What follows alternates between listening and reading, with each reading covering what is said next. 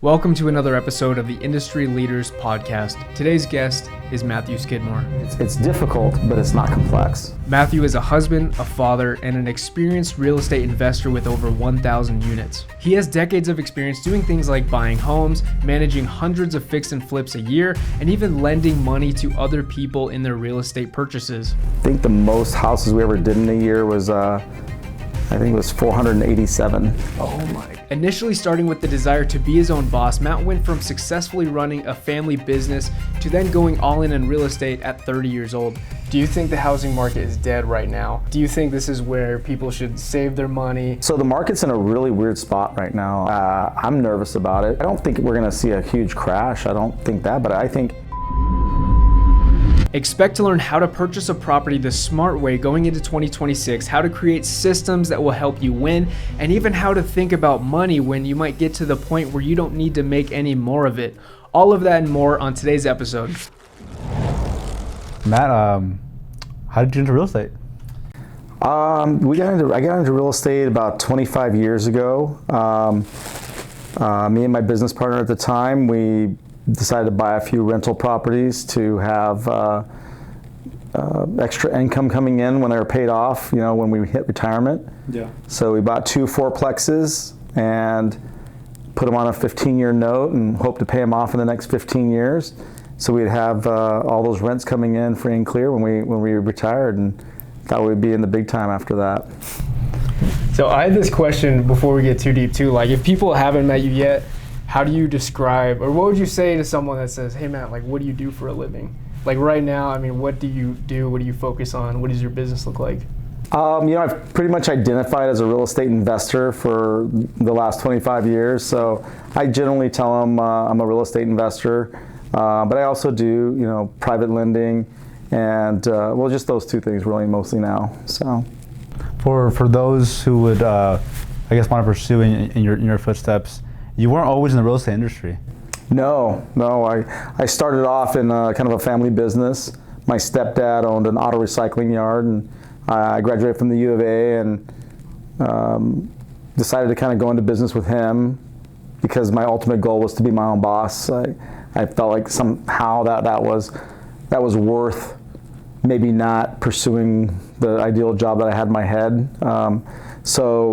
I really wanted to be my own boss and eventually own my own company one day, and I thought that was the best path to get there. So I went to work with him and eventually took that company over and did pretty well with it. And then while I was doing that, kind of started doing real estate on the side to help plan for our future, for the future where I didn't have to work every day to bring money in. Did you ever work a normal W-2 job or like corporate job outside of the family business? No. I mean, growing up, I was a dishwasher and then a busboy and then had a few, parts delivery driver for Watson Chevrolet. I did a couple of things like that, but no, ever since my adult life, I did have a job right when I was in college, and then after I got out of college, I started working that. I never got a regular job again. I know this, I don't think they do though, but you worked your tail off to have that family business kind of take off. And I remember you told me that you read this book called The E-Myth, right? Yes. Mm-hmm. And that you invested your time, your money to get coached by this guy. It took off. So can you kind of tell the audience a little bit more about that? Yeah. So there were several books, but that was one of the main ones when I look back that kind of changed my business direction. So the E-Myth, I think, is one of the best business books, operational business books you can probably read and kind of structure your company over. They have a lot of, now you can get E-Myth for HVAC contractors and E-Myth for plumbers. Is that diverse now? Yeah, they really specialize and kind of, they really dial it down. Like this guy, Michael Gerber is the author, and he's done many of these things. So, but back when I did it, that book they go through and they explain like McDonald's and how does a Big Mac in Tucson taste like one in Hong Kong, and you control all the variables and you can replicate this. So I set out to do that at my auto recycling yard to have everything operate as a process that needed very little input from management. And then you did that exact same thing with real estate, where you set out for every single house you would have bought to be the same, correct? Yeah, I tried to. There's some learning lessons along the way too, because we're not making hamburgers. We're getting out. We're fixing and selling houses, and each house is a different personality. Each house has different attributes. Each house has different flaws, and so early on, I think one of my biggest mistakes in flipping houses was I was over improving a lot of the houses. So I would get a house that was kind of dated a little bit, and I'd just be like, let's gut it, and let's put it all the same. Because if you ever looked at our houses, they all look pretty much the same, and we would only change like the colors and stuff like every 5 years or so. So, all of our houses with the same color, the same tile, the same cabinets, the same countertops. We had like 3 or 4 different packages, but they're all very similar. And but at one point I started realizing, hey, we're over improving these, me trying to standardize everything too much. So then we kind of shifted back to, hey, can this house sell the way it is with the existing cabinets, with the existing flooring, but maybe making these modifications, and we could save some money on it, but still get really close to the price we wanted to get to, and that was more of the correct way to do it. So you had mentioned you had a partner. What was your key role in the company, and how did you get good at that? Because from my understanding, you were just strictly operational, like dealing with vendors, contractors, like employees, correct? Yeah. At the beginning, both me and my partner would work on acquisitions. We started going down to the auctions, and we'd go down there together. We'd both comp houses together. We'd compare our numbers, but quickly we got too big, and we're starting to buy too many properties. So we kind of had to separate and each kind of take a side. Yeah. And he was probably more acclimated toward the acquisition side, and even though I didn't enjoy it so much, I was probably more, I was probably better at the operational side. And so I kind of took over, fixing up the houses and running the employees. Setting up the property management company for all of our rental units, and my partner handled the acquisitions, and when we started lending money, he started handling a lot of the loans and stuff that we would get in and handle those. So when you were buying a property, I'm sorry. No. when you were buying a property, like what was your? Because I've done fix and flips, not to the level you have, nowhere at all. But when I would go in there, I would kind of do like a pre-inspection of like the roof, HVAC, plumbing, all the major components. I'd focus on those first, and then I'd go into like the other, like the cabinets, countertops. Like, what was your mindset when you went into a flip? Like, how did you determine stage 1, stage 2, stage 3, stage 4? Then how did you hand it off then? Yeah, so going back to what I was saying, we try to process everything. So I kind of trained everybody myself on how to look at the house. So we had several drivers that would just drive around to the houses that were going to auction that day. We couldn't get into a lot of those homes. Buy them sight unseen then? Yeah, so we buy them. We'd try to get into them if they were vacant, but sometimes they're not vacant, and sometimes you can't get into them if they are vacant. They're locked up, and so we had to make a lot of like assumptions and have a lot of data on year ranges. We got to figure this and this, and what we can get away with, and make a lot of like educated guesses on what the property was going to need.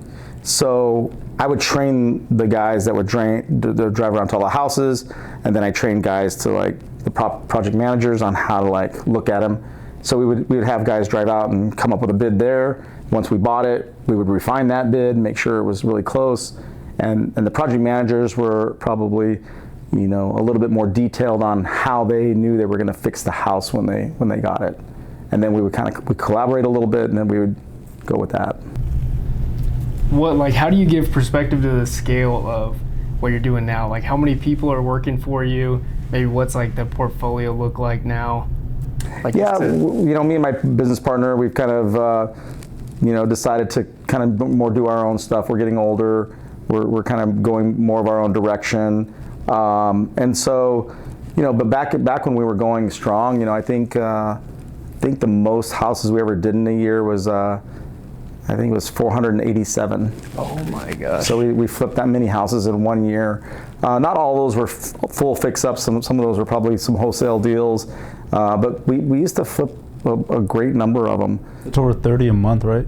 Yeah, it's closer to 40 a month. So, so we flipped a lot of houses, and at that time, I think we had 45 employees, 10 offshore employees. But with that 45 employees, a lot of those people worked in our property management division.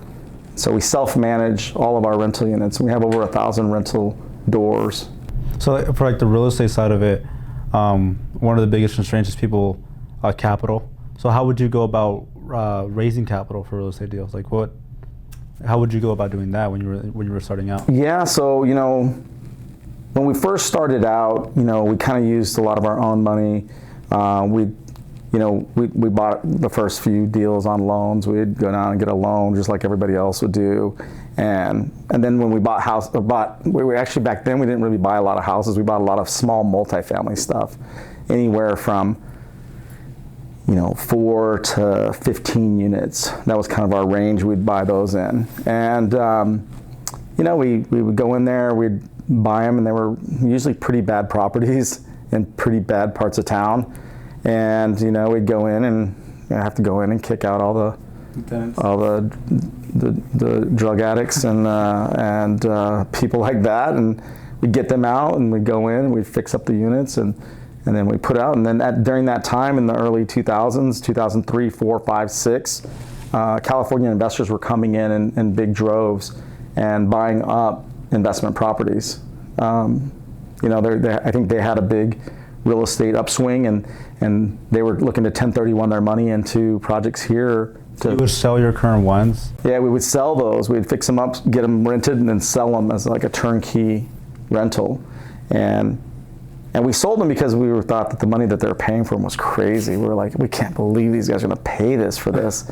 And so we did that for a while, and then, and we bought a bunch and kept them, and they were hard. They were hard to manage. They were hard to fix up. It was hard to deal with those type of tenants.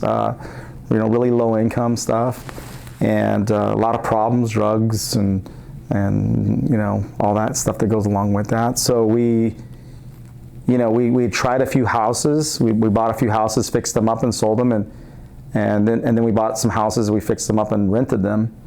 And I was like, man, now we're onto something. I love these single family rentals. Like, and I told my business partner, I'm like, hey, look, these are so much easier. Like, I'm spending so much less time dealing with these than I am those other things. So right when we started figuring out that single family homes was the way to go, the market went crazy, like in 2005, 6, 7, and the beginning of 2008, the houses were just skyrocketed in price.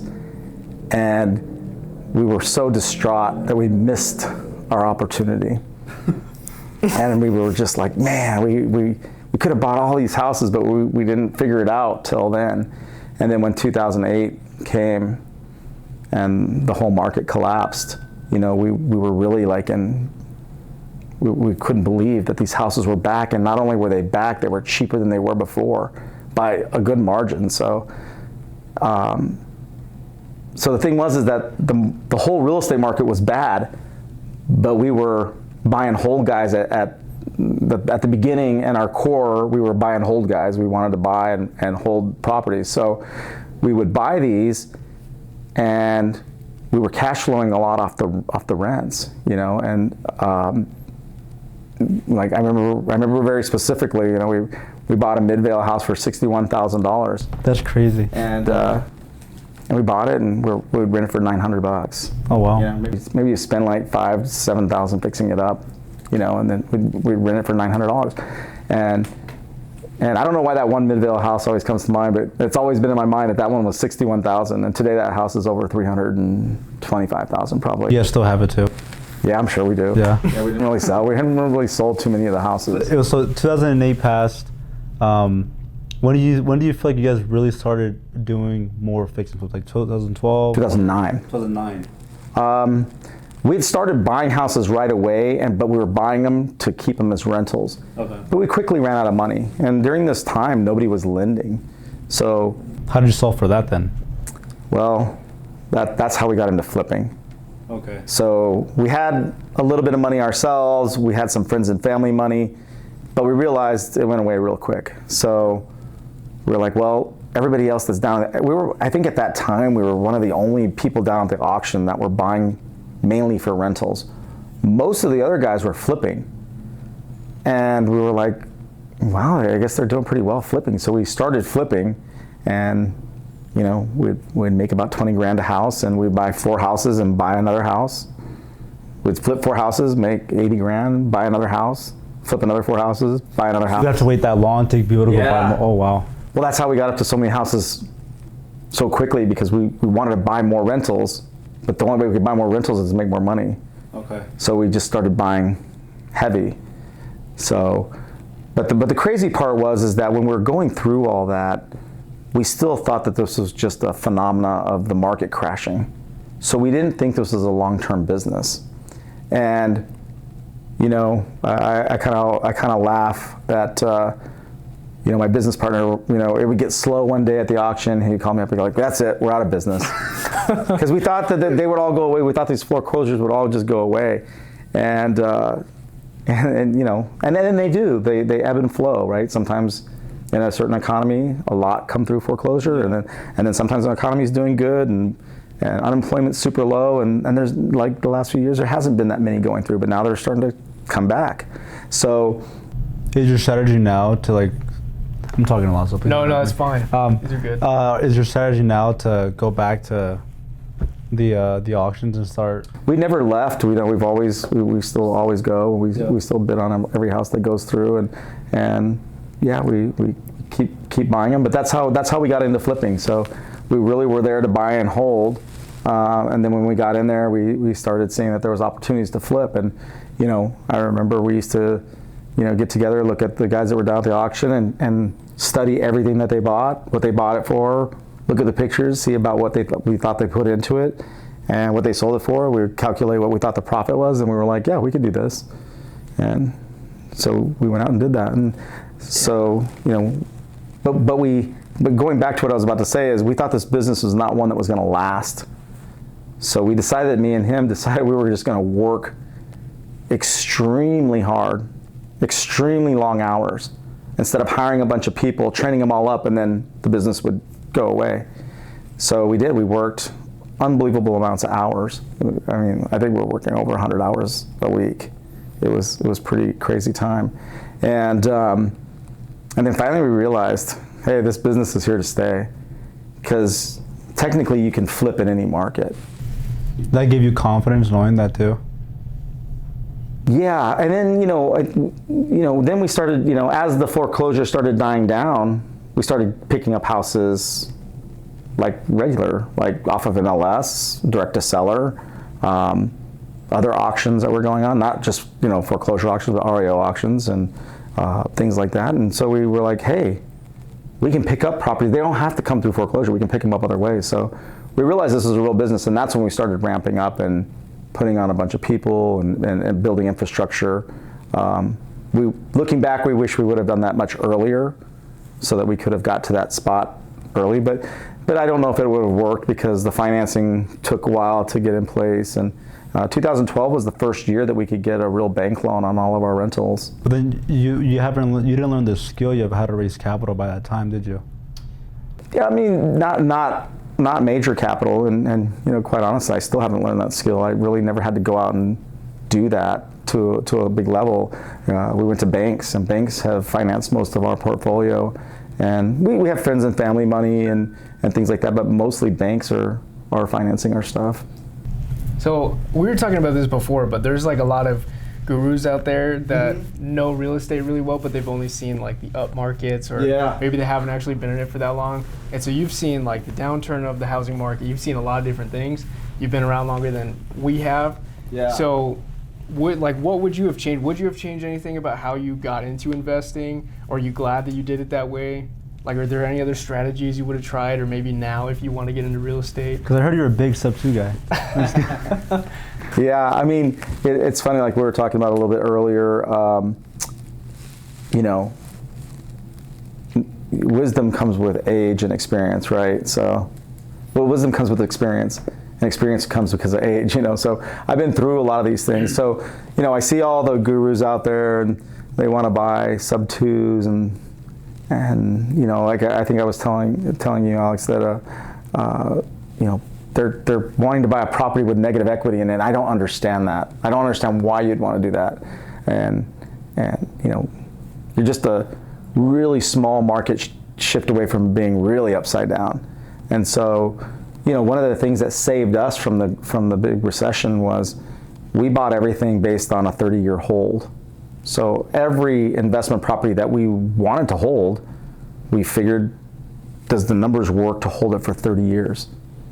And if you can say yes to that, then it's a good buy. And so when the Great Recession hit, when the housing market fully collapsed, man, so many guys around us got destroyed. They got wiped out because they were all betting on short-term appreciation. I'm gonna buy this for a year. Right now it would lose money, but in 1 year it's gonna make 50 grand. And they were all betting on that. And I remember very clearly when that happened, you know, we kind of, you know, we were scared like everybody else. You know, the market just collapsed, but, you know, looking back on it, nothing changed. Our rents pretty much stayed the same. Our payments were all fixed and staying the same. All we did was lose money on paper. Do you think then that, like, when markets crash, probably a dumb question, but I'm asking the other way. You think when the markets crash is usually the prices and hardly ever like the cash flow part of it? Like rents don't ever really drop with the prices as much? You know, I don't know, because I only went through that one real event. It was a big one though. It was a big one, but it was weird is that rents didn't really drop. Yeah. But Tucson was a very different place. It was to me, it was, looking now back at everything, Tucson was $900 for a 3-bedroom, 2-bath house. That $900 a month rent. You know, you couldn't get $925, and you didn't have to take $875. It was like $900 was the magic number for, I don't know, for how many years. So, and then after the crash, it was still $900. Well, I think because like Tucson, we're not like New York or California where they're like $2 million for a starter home. Yeah, I mean, we're talking about cheap houses. Yeah. So yeah, I don't think that even in a crash, you know, yeah, obviously rents can and probably do go down some, but because I feel like Tucson was kind of held low for so long that it had room to move up, and when the market recovered, the rent started really rising. On that thread, what I'm going to ask, and maybe selfishly, it's kind of like, so how do you look at an investment property? Maybe if you're watching this and someone's younger, they're like, I want to buy an investment property. Like, do you care about like a purchase price? Do you just care about the payment? Like, does it have to cash flow day one? Or maybe like simply put, how would you advise, like, yeah, that's a smart property to buy? Yeah, the way I still look at real estate, and my view probably differs from my partner's view, differs from other guys that do it, but you know, it worked for me. I still think it should work for me. And we hit on this a little bit earlier when we had this conversation before we started on the podcast, but I first believe that you should buy properties below market. And that after you do your value add, which is the fix up, you should be able to turn around and sell that for a profit. And if you can't do that, I don't think it's a viable option for your investment portfolio unless there's some sort of mitigating factor that makes you think that buying that now is the right time to buy and the market is going to go up later. So, you know, back when we were doing this, you know, there were several subdivisions that were newer back in 2008 when the market crashed, 2009 when we really started buying. There were subdivisions made in 2005, 6 that they were brand new homes to us, and we wanted houses in there.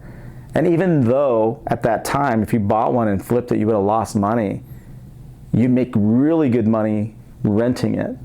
So that's the exception to my rule of don't buy something with negative equity, is we knew that those were very depressed and we knew that those weren't going to stay like that for very long. So we tried to buy as many of those as we could. Well, I ask that because I've been told multiple times that I think this is what a lot of younger people are told. Like, if you can afford a house in your 20s or 30s, even if you're not cash flowing, like, it's a good idea because the market always goes up. Like, do you think that's bad advice? I don't know that that's bad advice, but I think that you have to kind of, and this is where the guys that have been, like the gurus out there that are, 28 years old, haven't seen this is, there's also the flip side. We can go through a big market correction, and then you'll be upside down on your homes, and then you have to like wait all that time out while you potentially could be losing money each month. So I personally don't like to buy negative cash flowing properties. I just don't think it is that safe unless there's something that tells me like, hey, I buy this now, and in a year or 2 years, it's gonna really pay big dividends down the road. Hard to predict, though. Very hard to predict. Yeah. And we wouldn't have known, except that we just liked these houses so much because they were so new, right when we got started, that when they came up at auction, it was like, yeah, of course I want that house, even though it's a little bit more than these other ones. It's a new house, and so we look to buy those. Sorry to kind of back up maybe a little more. Sure. People are, I'm thinking of this through their perspective. Do you think the housing market is dead right now? Like, in terms of, do you think this is where people should save their money? If you're younger, you're like, I don't know, I don't want to make a bad decision. Like, should you go, even if it's like your first time house, should they go buy a house right now? I've heard a lot of financial people say it's smarter to rent right now. Like, do you have an opinion It is sometimes on too that? smarter to rent as well. Yeah, I mean, For sure. So the market's in a really weird spot right now. I'll be the first to admit that, like, I'm nervous about it. I don't think we're going to see a huge crash. I don't think that, but I think my personal view is that after going through COVID, we had an unnatural situation happen, and prices went sky high, lots of demand, people were stuck at home, all these houses, raised in value, rents went through the roof, and now you see, I think, the correction back to the mean. You see where things should have been all along. And I think if you take out that high spot, you're going to have a little lower spot on the other side to balance it out.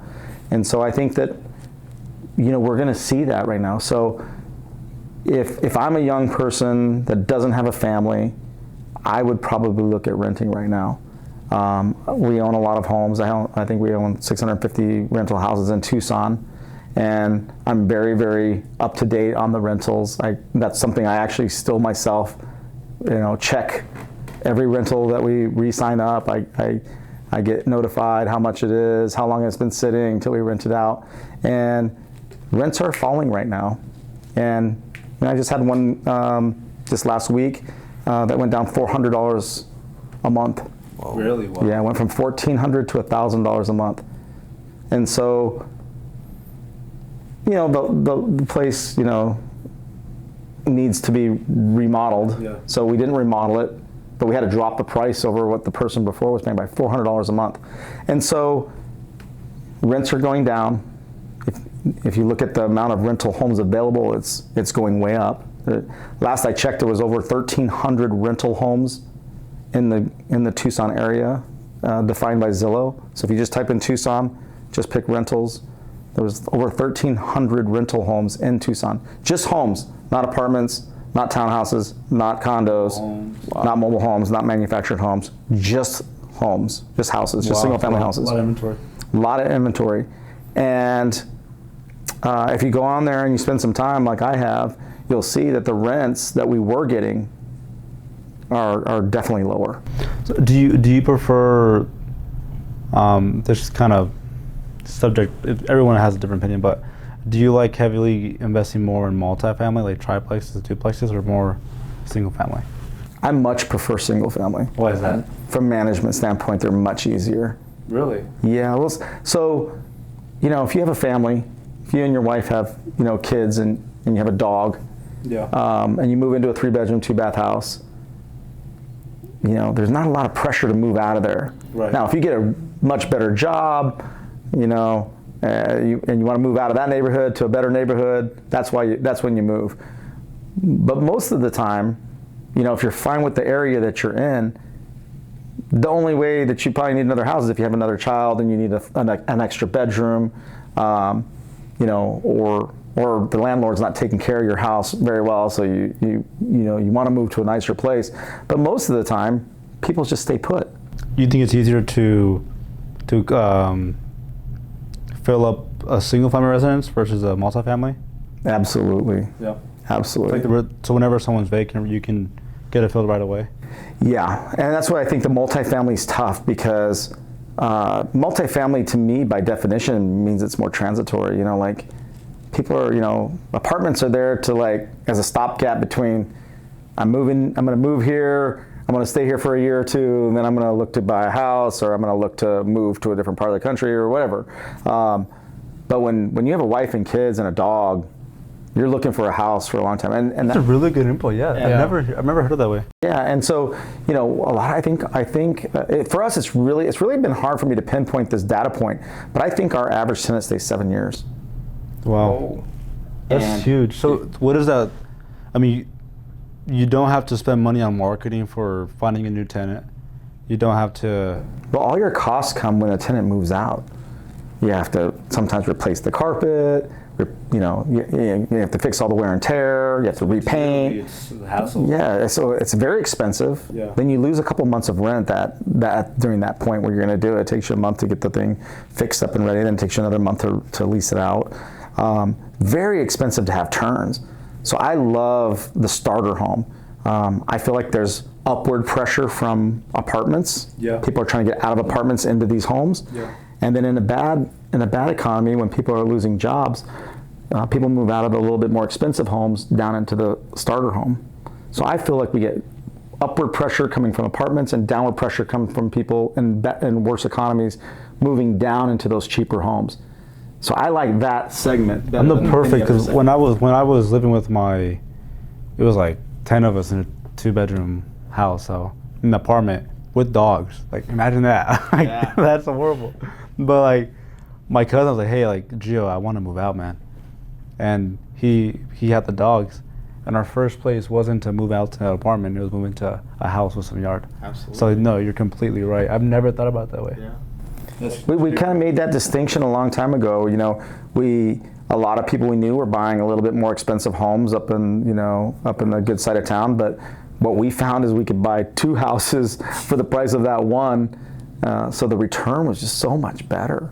And that's good. And you know, and we thought that, you know, our clientele, which was typically, you know, more South Side Tucson residents. You know, I grew up on the South Side. You know, I have friends that still live there. You know, I mean, they just, if things are good, they just stay there. You know, yeah. and they're loyal to. They're very loyal to the South Side. You know, the Hispanic community likes to be with the Hispanic community, and yeah. You know, they want to be near a food city.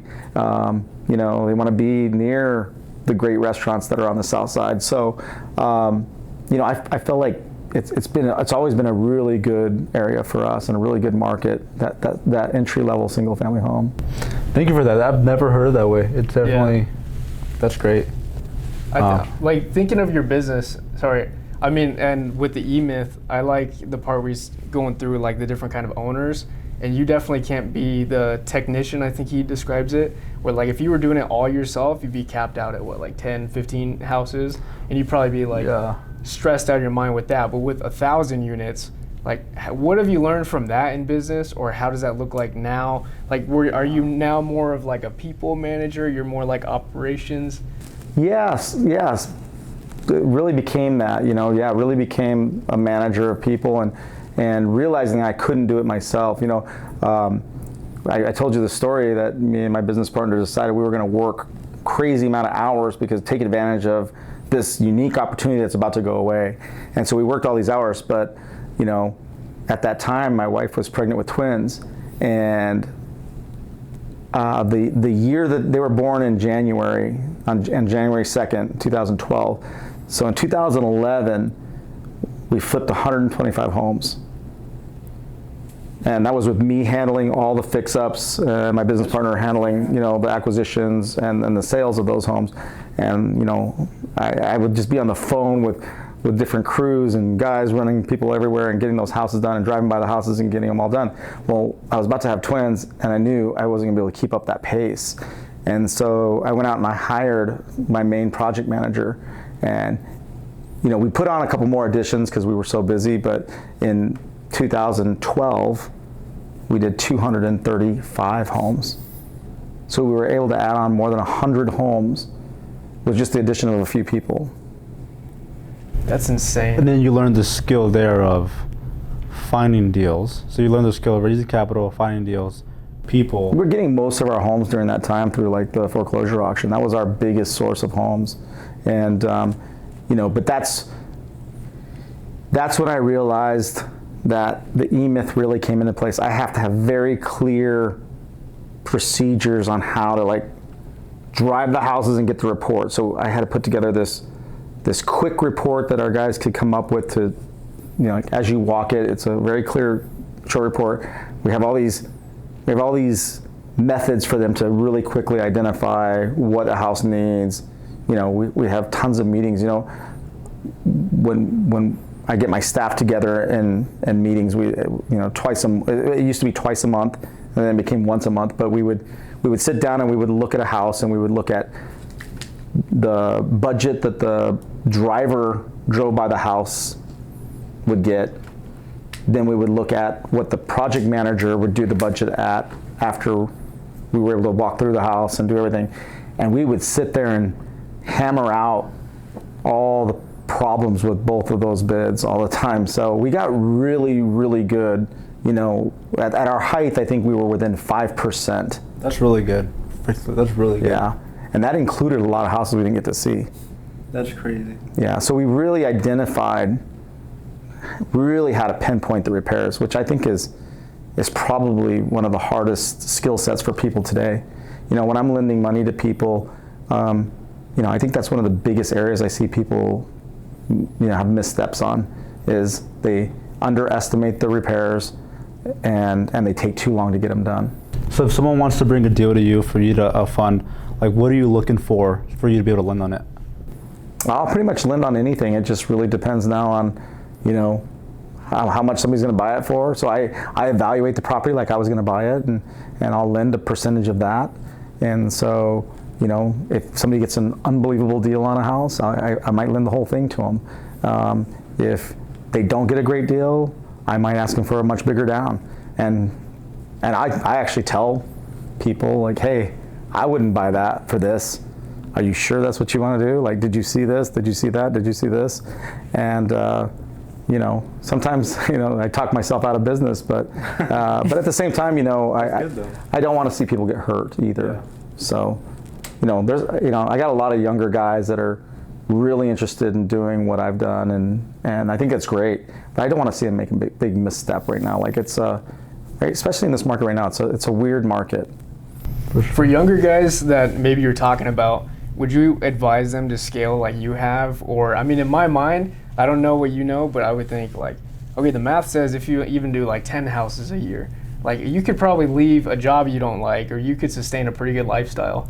Like, is there a kind of a sweet spot with house flips, or would you say it's important to scale as quickly as you can, or? No, I think you first have to prove that you can do it. So, you know, I always tell people, you know, you got to walk before you can run, you know, and, you know, I had a guy not too long ago says, I'm gonna go on, I'm gonna get 10 houses in the next 3 months. And I said, whoa, slow down. You know, you're not there yet. You know, let's do one, and then show me how you do on that one, and then go buy 2 more. If you do really good on that one, then you can go buy 2 more. And if you can still get those 2 done at the same time that you got the 1 done, then you sell those 2, let's go buy 3 more. But that's how we're gonna go up. So if someone wants to buy a fix and flip right now, how would you coach them how to analyze it? You know, it's pretty simple. You know, most of the people that are doing it are in real estate, so they're real estate agents. They know how to comp houses. That's where most of the guys are coming from, are from the real estate industry. Guys that are outside the industry, I tell them, you should get your real estate license, or get a friend that has their real estate license that can give you administrative access to MLS so you can learn how to comp. Once you learn how to comp real well, then it's just a matter of learning how to fix the house up and figuring out the costs to rehab places. What does comp mean if someone doesn't know? To look at the price of a house after it's repaired and accurately put what the sales price is going to be. So it's comp, and then you said rehab? Yeah, so your comp, get your comps, get your after repair values set, and then dial in your budget for the rehab, be able to do that very, very close, and then be able to execute on a full remodel. Should take you 2 to 2.5 months. How would you advise someone how to really run like analysis of a rehab well? I have a calculator that I give to guys that need some help. So that one, you can put your numbers in there and you just plug in the numbers. I'm sure you've used something similar to that when you do your numbers. So I have one of those. If somebody wants it, they can definitely contact me. I'll give it to them. But that's what you do. You plug your numbers into the calculator. You have to get really familiar and work hard at figuring out your budget for the rehab. You have to know what a new roof is going to cost on that house. You have to know what new HVAC is going to cost. You have to know what cabinets are, flooring, paint. You have to know what all those things are and be able to accurately put it down in a pretty quick amount of time. And if you can do that, then you'll be successful. Because it's not. I tell people it's not complex, but it's not easy to execute. That's the thing. It's hard to manage different crews going in and fixing that house. It's hard to keep on budget. It's hard to keep track of where you're at on those houses. So it's difficult, but it's not complex. Yeah. I know it would be probably pretty scary for a lot of people, especially right now, but even for someone doing their first fix and flip, do you think they can still win in today's market? Is it just harder? Absolutely. Yeah. It just all depends on how good of a deal you can find. No excuses. Well, yeah, no excuses, but it's all the deal you can find. Like, it's always the deal you can find. Like, I talk to people every day and they're like, hey, are you getting me any deals? And I'm like, no, I'm not, but it's because I'm so conservative right now because there's so much inventory sitting there on the market that I'm competing with that if I see 5 houses in this, half-mile radius that are all look about the same as the house I'm about to buy, and they've been on the market for 60 days, they're all going to be dropping. So I have to price this where they drop when I get this done in 2 or 3 months. And so I'm figuring even lower than what they're at. And I have people that bring me deals and they say, oh, I'm going to sell it at this higher price. And I'm like, well, how are you going to do that when there's already five in this neighborhood that are already cheaper than that and look the same way yours is going to look when it's done? So I think you can flip in any market. It's just really what it comes down to is your skill at finding below market deals. That's the $1 million. That's the skill set. Yeah. And me and you've talked a lot about finding good deals, and it's not easy. That's not easy. But the better you're able to find below market deals, the more successful you make your money on the buy. Yeah, you do. Everybody always says that, but it's very, very true. You can make more money if you are good at really controlling your costs, but your money's made on the buy. Do you think there's still deals in MLS? Absolutely. Yeah. Absolutely. I've always said there's deals there, but it's hard because they're not priced where you need them to be. So there's not a lot of deals on MLS that work at the list price that they're listed at, but there's a lot of deals on MLS that'll work at a price that you offer that they accept. So the best way for people to find deals right now is MLS. What else would you say? Direct to seller, friends and family, social media, door knocking. Those are all direct to seller methods. True. Advertising of whatever sort, direct mailers to people's houses. Some people still cold call. Some people do text messaging. I don't really get into that stuff that much. I've done some of it before. We used to put out a lot of mailers and do some stuff, but it's expensive and it's not easy. You're competing with a lot of guys. You know all the wholesalers out there, and they're sending out tons of stuff, but they're getting a lot of deals. They are indeed. You had mentioned something when we were in there about networking. Mm-hmm. How valuable is it for people our age right now to? I think it's probably one of the biggest skills and benefits that I think you can have in a business, especially where you're working for yourself and doing a business like we're doing. You know, unfortunately, I was on the operations end of my business for so long that it kind of hurt me, you know, being out on my own. I didn't have all the people calling me with the deals. I didn't have all the connections with people lending, but you know, I'm still pretty well known in Tucson, so I'm able to talk to a lot of people. But you know, I wish I would have done a better job networking. I wish I would have had more time to network. But you know, that's just the way things worked out, and you know, I'm trying to make up for it now. I'm becoming a lot better networker than I ever used to be, but you know, my role's changed. So yeah, for sure. And speaking of just like business in general, or for people our age that might be watching, like what are things that you've actually done, like tactical things that maybe have paid off in your business or that you'd recommend, whether it's like habits or just routines or things like networking or mentorship? You know, one of the biggest things that I think that you can do is, you know, I think every successful business owner needs to keep some sort of metrics. You know, you need to have, they call them KPIs. You need to have KPIs of your business, and that's, you know, there's a lot of things that go into it. You know, we would bore everybody if we went into all those situations. But you know, one of the things that I did that I'm very, very proud of, you know, when we were doing this is I had a computer program created that we tracked all the data points of a house into this program, and we had all the details of the house. We had the details of how much we thought that house was going to sell for the day we bought it.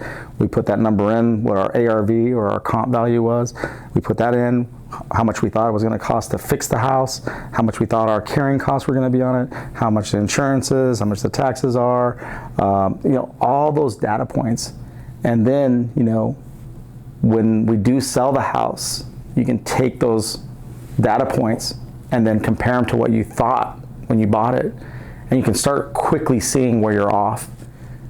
Oh, it looks like I have a trend of over projecting the sales price. Or, oh, I have a trend where it's probably more likely under projecting the repair value.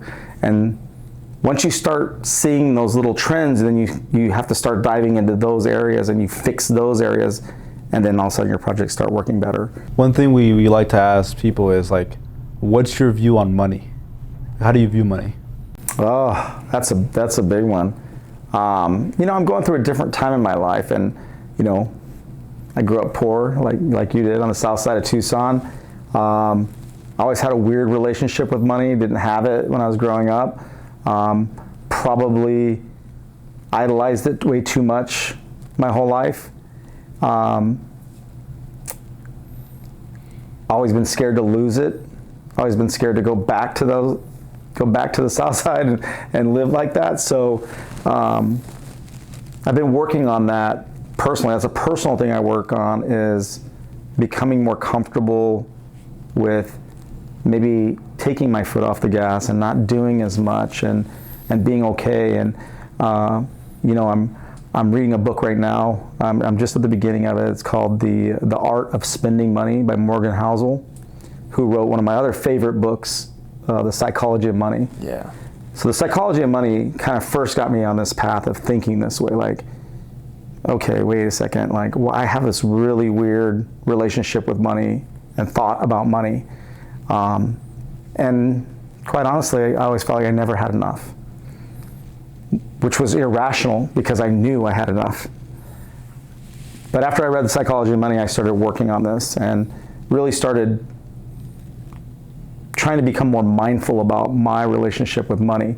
And so this book that's just come out, or that I'm just reading, I don't know, I think it just came out recently, but it's now, I'm redefining money. So in this book, he says something like, the sign of true wealth is the difference between what you have and what you want. So what he's basically saying is, if you have more than what you want, you're truly wealthy, because you don't need any more money.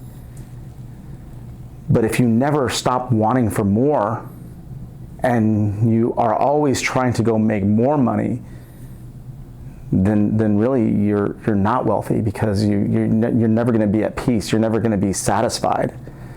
And that's the relationship that I've been really trying to work around. I mean, I'm trying to get my head around that. Yeah, I mean, and some days I do really well, and then some days you're like, oh, you know, that doesn't feel right. Like, I didn't make as much as I did last year. But why do you have to make as much as you did last year? And then how much do you really need to make to be happy? But then how much do you really need to make to be, you know, so there's all these weird thoughts and things that go on. It's internal. It's very internal. Yeah. It's very individual, you know. We, all three of us sitting here, think completely different about money. And every one of us have a very different relationship with money, and the thoughts around money, and the experiences around money, you know. I mean, I was thinking, we were looking at like the house that you're building right now, or like talking about planes, or I don't know, our generation too, we see like a lot of flashy things that we might have a distorted view of, like, oh, that's really cool, like we need that. Like, did you ever feel like better off, or was it, would your advice kind of be like, yeah, it is kind of a treadmill of like you're never going to be satisfied, or there's always more that people want? I think that like, you know, well, for me, I can only speak to me, because I mean, but when I grew up poor, you know, I had all these things in my head. I don't even know if I verbalized them to very many people, but I had all these little things that I'm like, if one day when I make it, I'm going to buy this, and I'm going to have this, and I'm going to have this. And you know, almost all of those have fallen off. I don't want those things. I don't feel like I need those things. They would be nice to have, but they're not valuable. I don't even think about them. You know, and I'm building a nice house, and I'm not building it for anything but to enjoy my family and friends, and have a good place where people can come over, and I feel comfortable. There's room, and but I'm not building it for what anybody else thinks, and that part makes me happy, because I feel like a lot of people do it for external reasons. I'm very comfortable with the fact that I'm building it for my own reason. That's just for me and my family, and to enjoy it myself, you know. Yeah. And so I think that this is where a lot of people have to do a lot of work, to be honest. I think I feel like I'm too old to be barely figuring this out now, but I think that if you really get honest about your relationship with money, and when is enough, and you know, one of the things that's become really clear to me in the last 5 years is, you know, and I said this to somebody, and they said, well, yeah, that's because you have money, you know, of course you don't think it's as important as you used to. And I said, yeah, you're right, but you know, I had a business consultant at my auto recycling yard one time told me, he said, Matt, nobody on their deathbed wishes they would have worked more. And the thing that I keep coming back to is, what is the most important thing in your life? And you always have to put yourself in that, you know, you have 1 year left to live. You got diagnosed. You have 1 year left. How do you spend your time? And if you're going to spend your time working and trying to make money, then maybe that's what you should be doing today. But if you're going to spend your time with your family, your friends, doing experiences, doing things like that, which I think us three sitting here would choose that. If we only have 1 year left, how are you going to spend it? Maybe that's the answer. I like asking this question because I've heard the saying, like, the people that can retire early usually don't, but when you're our age, you might fantasize about, like, oh, when I don't have to work, that's going to be the best thing ever. So what keeps you going? I mean, I'm sure that you could have retired a while ago. You're just fine living off of rental properties. Like, what actually fires you up now? What does freedom look like? What do you like to work on? Why do you keep going? Good question. It's a really good question. I think what happens is that the grind to get you to where you're at is a habit. And after you've been doing the habit for 30 years, 25, 30, 40 years, whatever it is, it's really hard to change your habits. Just like, you know, if you eat poorly, you know, for 20 years like I have. It's hard to eat good. So I feel like the grind to get you there just becomes habitual, and it's really hard to change. It's really hard to change. And then if you have a weird relationship with money where you're afraid you're not going to have enough, or maybe you want something that's super crazy expensive and you can't afford it without still grinding way hard, then you keep going. But does that kind of answer it? Yeah, I just always like to hear what fires people up, like, because you don't have to do anything you don't want to. So Right. it's just cool hearing like why people. I always tell people I enjoy business. I don't always enjoy what I've had to do. Like, I didn't really enjoy, fixing up hundreds of homes a year and dealing with the employees and dealing with the city of Tucson and all the stuff that goes into for running a business. That's not always real enjoyable, but I do enjoy the business. I do enjoy the pursuit of making money. And what I found out probably recently is I do enjoy that pursuit, with the right people too around me. So, like Andres and I have done a few things together, and I enjoy working with Andres. I enjoy the fact that he's a young up-and-comer guy, right? And I see some of him in me, and I'm like, oh, this guy's, he's gonna get it. He's young. He's gonna work hard. He has that drive, and I want to see him succeed. The deal is fun too. Yeah, The deal is fun. Yeah, we did a deal together. It went great, and he did great. And so, I think I got more joy out of just doing the deal, and the money, is obviously a benefit. But I think I enjoyed just being in the deal and working with him, and we both won. It was a good feeling. So I like the feeling now of winning. The money's always nice, to do that stuff. But as I'm telling you, if you get older, the money's not nearly as important as the emphasis most people put on it. And so I'm learning that very slowly, that look at the things that are most important and try to keep your focus there. Me and Andreas have had some talks about this a little bit, and Andreas asked me that too. He's like, why are you still working? I said, I want to do it different this time. I want to do this, but I want to do it different, and I still like to do it, and I want to do it much smaller. I don't want to be like going crazy and working all day and night, and I want to be around guys like this, and that's what kind of does it for me today. No, I want to be mindful of your time. Yeah. How can you best help someone out there? Whether how could you help them out? Whether it be you could fund their deals, you could partner up on the deals, you could coach them. How could they work with you? Yeah, obviously I do hard money lending for guys that do fix and flip properties. So I'm always looking for new borrowers to do that. I do coach, not officially, not for pay, but I do coach some younger guys like you a little bit on what I would do, how I would do it, the things that you need to work on to become successful in the business. And so I suggest if somebody wants to get a hold of me, just get a hold of me, and you can ask about financing deals. You can ask about how I think that they should go about some things, and I'm more than happy to share. I actually get more enjoyment out of having those conversations than I ever thought I would. Is there a last question I want to ask, unless you have one more? No. Is there a quote you live by? And then we'll end it there. A quote I live by? I don't know if there's a quote I live by, but I saw a quote the other day, and hopefully this doesn't rub anybody the wrong way, but I get these quotes every day sent to me, and the quotes, I think the quote was from Albert Einstein, and he said, there are only two infinite things in the world, or there's only two infinite things, the universe and people's stupidity. And he says, and I'm not sure about the first.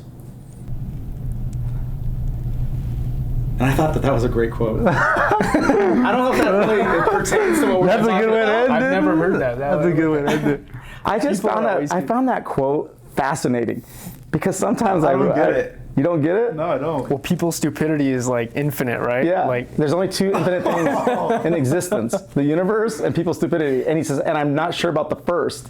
I think that's funny. It's funny. I haven't heard that before. It's funny, but it's kind of true. It is. Next Tuesday.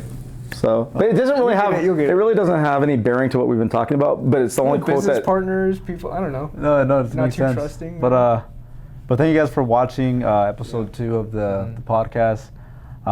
We'll leave. Can we leave your email in the? Absolutely. Yeah. We'll leave Matt's email below. Connect with him. He's super awesome, and I know he can help you elevate your business here in Tucson. So thank you so much, Matt. Thanks for having me, guys. Appreciate it. Appreciate it, man. Thank you.